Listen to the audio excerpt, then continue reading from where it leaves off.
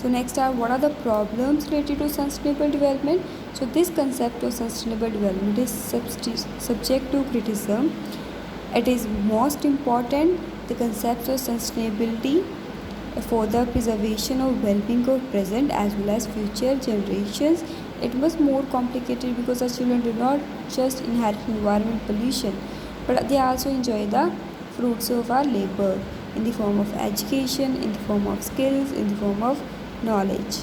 So taking in consideration, we need to focus on that, calculating what we pass on to the future generation, what we are passing them. We take the full range of physical, human and natural capital. Poor management of resources. We are managing our resources very poorly. Will continue to pose serious challenges to the environment. Okay. Problem arises because people, institutions and governments have failed to evolve mechanism. They are failed to maintain a balance between the development and conservation of resources, and the problems are also associated with resources that are renewable but are undervalued. They are in the danger of exhaustion. Air, water, these are renewable resources, but they have a finite capacity. If pollution exceeds this capacity, ecosystem will deteriorate rapidly.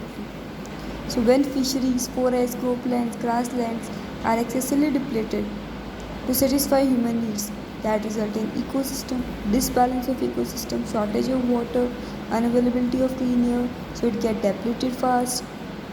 Okay, then it's difficult in case of soil erosion, atmospheric pollution, loss of biodiversity. Okay, this is also led to a problem. So the commonly held view that greater economic activity necessarily hurts environment.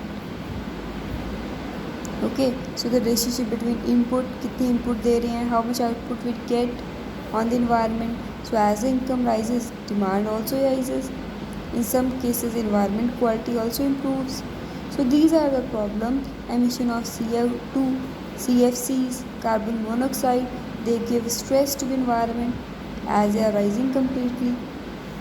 So during the work lifetime of children born today, population will almost double by 2050, and almost one-third of world population will live in the countries with a population density of more than 400 per square kilometer. So what the next generation needs, what the next generation have to enjoy their life, it's one of the major challenge of our environment. So we have to preserve it for our future generations.